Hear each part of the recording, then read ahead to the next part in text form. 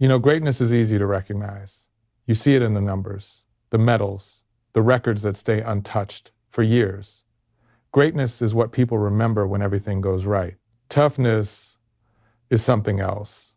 Toughness is what you feel when things stop going your way, when the race doesn't unfold the way you planned it, when someone forces you out of your rhythm and suddenly you're not running your race anymore. That's the difference people don't always see, because the greatest athlete isn't always the toughest one you ever faced, and the toughest one doesn't always have to beat you.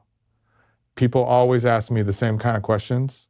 Michael, who was the greatest you ever faced, who changed the sport forever? Those are good questions, clear questions, but they're not the ones that stayed with me. The ones that stayed are different. They're about the moments when control slipped, when the plan didn't feel as solid as it should, when someone for just a few seconds made me question the way I ran the race. That's what this list is about. Not the greatest names, not the most decorated careers, but the 5 men who made the race feel unfamiliar. Some I stood next to, some I only understood from a distance. Either way, they forced something out of me I didn't expect. And those are the ones you never forget. Let me start with someone most people expected, but maybe not for the reason I'm about to explain. Butch Reynolds. We weren't close, not in the way people imagine when they think about rivals. There wasn't any real conversation, no shared space outside the track. In this sport, especially in the 400, you don't really build friendships. You study people, you watch them, you measure yourself against what they represent. And before I became what people now call dominant, he was the standard. When I first started paying attention to him, it wasn't about speed, not in the obvious sense. It was something quieter than that.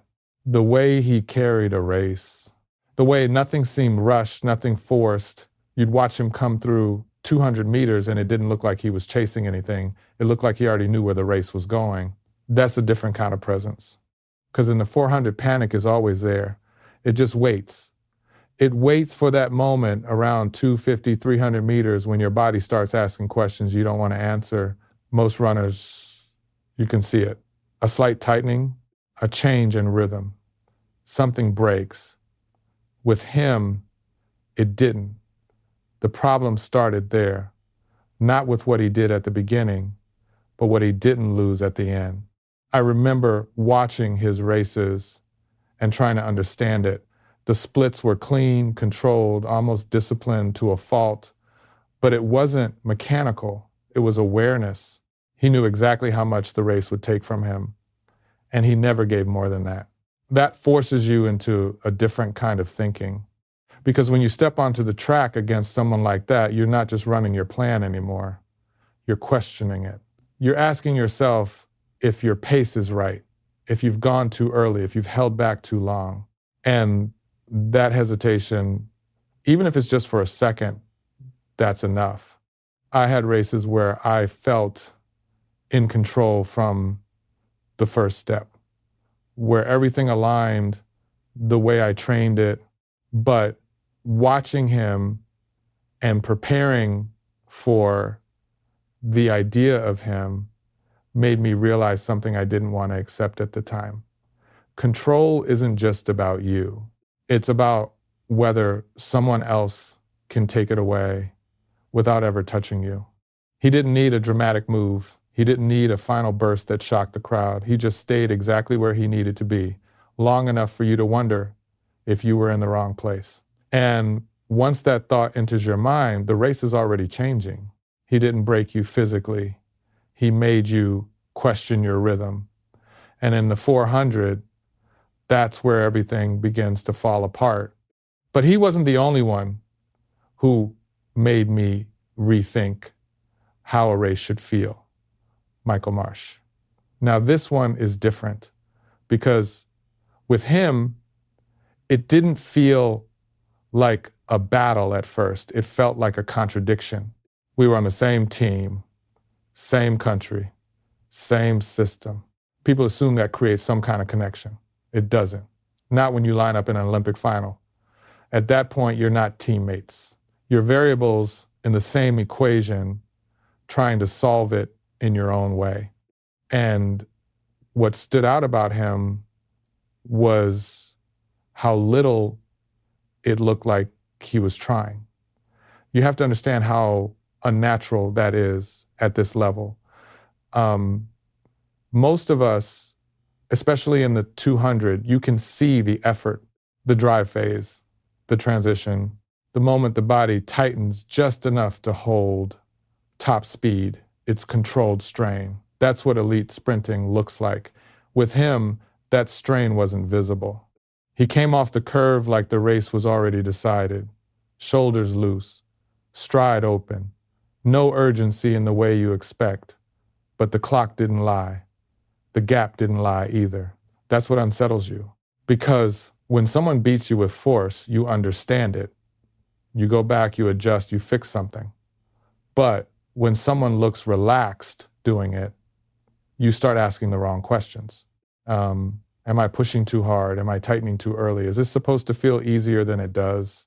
That's a dangerous place to be in the middle of a race. I remember watching him at the 1992 Barcelona Olympics. And that was one of those moments where something shifts, even if you don't admit it right away. He didn't dominate the race the way people think dominance should look. He didn't overwhelm it. He let it unfold. And that forces you into a different kind of pressure, because now it's not just about whether you can run faster. It's whether you can stay patient while someone else makes it look effortless. Whether you can trust your own rhythm when his looks smoother, cleaner, more natural. That's where the real difficulty is. I've always been a runner who believed in structure, in precision, in knowing exactly where I needed to be at every point of the race. That was my strength. But watching him and preparing to face that kind of style, it introduces doubt in a very specific way. Not doubt about your ability, doubt about your method. And once you start questioning the method, everything feels slightly off. Your timing, your breathing, even your sense of when to move. He didn't take control of the race from me directly. He made me think about giving it up. And in this sport, that's all it takes. And then there was someone who never really gave you that moment to relax, not even when you thought you had already taken the race. Frankie Fredericks.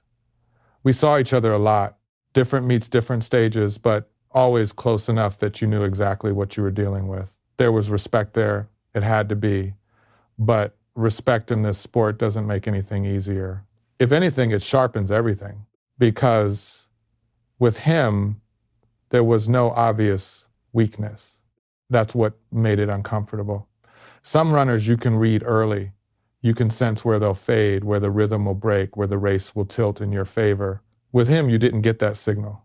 Not at the start, not on the curve, not even when you hit the straight. He was just there, always in the right place, always within reach, always close enough that you couldn't fully settle into your own race. And that changes how you think. Because normally, once I felt I had position, I could lock into it. That was my strength. Control the pace, control the structure, and then finish it the way I trained it. Clean, precise, no surprises. But with him, even when I was ahead, it didn't feel finished. I remember the final at the 1996 Atlanta Olympics. Everything leading up to it had been exactly the way I wanted. The preparation, the rounds, the rhythm. When I stepped onto that track, I knew what I was there to do. And for most of that race, it went exactly that way. The curve felt right. The transition felt right. I came off into the straight where I expected to be, in control, in front, exactly where I had planned. But then there's that space in a race where you expect the gap to grow. And it didn't, not in the way it usually does. You don't see it dramatically. There's no sudden surge that the crowd reacts to. It's quieter than that. You just feel it, that presence, that pressure, someone not going away when they're supposed to. And suddenly you can't relax, even for a fraction of a second. Because, if you do, that's when the race changes. That's what made him difficult. Not because he took something from you, but because he never gave you the moment to believe it was already yours. He didn't need a move. He didn't need a mistake from you. He just stayed exactly where he needed to be. And that forces you to stay sharper longer than you planned, to hold form when your body wants to release it, to keep driving when everything in you is telling you the race should already be over. That's a different kind of pressure. He didn't break the race open. He kept it alive. And when a race stays alive longer than you expect, that's when it stops feeling like control. And then came a name I never had to face, but never really escaped either. Alberto Juantorena. I never lined up next to him. And part of me is glad I didn't, because if we had met, same final, same moment, same pressure, I don't know if I would have been able to keep the race the way I needed it. That's not something I say lightly. Most of what I built in the 400 was about control, structure, knowing exactly how the race would unfold before it even started. I trusted that. I trained for that. I believed that if I stayed within that framework, there wasn't a version of the race I couldn't handle. But he represented something different. Not chaos, but range. When you look at what he did at the 1976 Montreal Olympics, you start to understand why that matters. 400 meters, 800 meters, and not just competing, winning, both. That's not normal. That's not even something most 400 runners consider possible, because those are two different races, two different demands, two different ways your body breaks down. But he didn't separate them. He carried something from the 800 into the 400, that endurance, that ability to extend the race beyond where it's supposed to end. And that's where it becomes a problem for someone like me, because my race has a shape. There's a point where it tightens, a point where it peaks, a point where it closes. It's built that way. Everything I did was about hitting those points exactly when I needed to. But what happens when someone doesn't follow that shape? What happens when the race doesn't compress the way you expect, when it stretches instead? That's the part you can't fully prepare for. I've always believed that if I could control the first half, I could dictate the rest, that the race would come to me the way I designed it. And most of the time, it did. But with someone like him, I don't know if that holds, because he wouldn't be trying to match my rhythm. He'd be pulling it somewhere else entirely, somewhere longer, slower at first maybe, but heavier, more demanding in a way that builds over time instead of breaking all at once. And that forces a decision.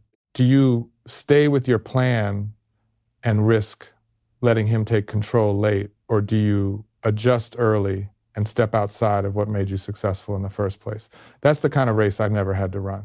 But I've thought about it enough to know it wouldn't feel comfortable. He wouldn't need to beat me at my best. He just need to make the race something I wasn't built for. And in this sport, that's sometimes all it takes. And then there's the one that came after me, the one people like to compare without ever really understanding what that comparison means. Jeremy Warner, we never met at our peaks, different timing, different stages of the sport. By the time he was stepping into his own, I was already stepping away. But I watched him, and I watched closely. Because when you've lived inside an event the way I did, you recognize something immediately when it doesn't follow the same rules. He didn't run the race the way I understood it. And that's where it gets complicated. My entire approach to the 400 was built on control. Every step had a purpose. Every phase of the race was accounted for. From the first movement out of the blocks to the way I carried myself through the final straight, it was structured, deliberate, measured. With him, it didn't look like that. It looked lighter, looser, almost like the race wasn't pressing on him the way it presses on everyone else. That's unsettling in a different way. Because when you see someone working hard, you know where the limits are. You can read the strain. You can anticipate the drop.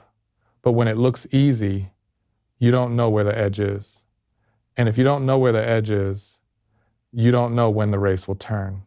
I remember watching him at the 2004 Athens Olympics, and that was one of those moments where you don't just see a performance, you see a different interpretation of the event. He wasn't forcing the race into shape. He was letting it breathe. That's not how I ran. And that difference matters more than people think, because if we had stepped onto the same track, same final, same stakes, it wouldn't just be about who was faster. It would be about whose version of the race held up. Would my structure break his rhythm, or would his rhythm pull me out of mine? That's the question I don't have an answer to. And if you spend enough time in this sport, you start to understand that those are the most dangerous matchups. Not the ones where you know exactly what you're dealing with, but the ones where the race itself becomes unfamiliar. There's a version of that race where I stay in control and everything looks the way it always did. But there's also a version where it doesn't, where the pace feels different, where the transitions don't line up, where the race moves in a way I didn't design. And in that version, I don't know if I win. He wouldn't overpower me. He'd take the race somewhere I wasn't built to go. And once that happens, it's not your race anymore. Looking back now, it's easy to point to the medals, the records, the races that went exactly the way they were supposed to. But that's not what stayed with me. What stayed were the moments when something felt off, when the rhythm I trusted didn't feel as stable as it should, when for just a second the race stopped following my rules. Because that's what these 5 men gave me. Not just competition, perspective. Each of them in a different way showed me a version of the 400 that I didn't fully control. A pace I didn't choose. A feeling I couldn't ignore. And when you reach that point in a race, you learn quickly. Speed isn't everything. Execution isn't everything. Control is everything. But control isn't permanent. It's something you hold on to until something takes it away. Some races, you never lose it. Everything aligns, and it looks effortless from the outside. But the races that matter most are the ones where you almost do, because that's where you find out who you really are as a runner. And maybe that's what the Olympics really reveal, not just how fast you can go, but how long you can stay in control when everything inside you is trying to fall apart.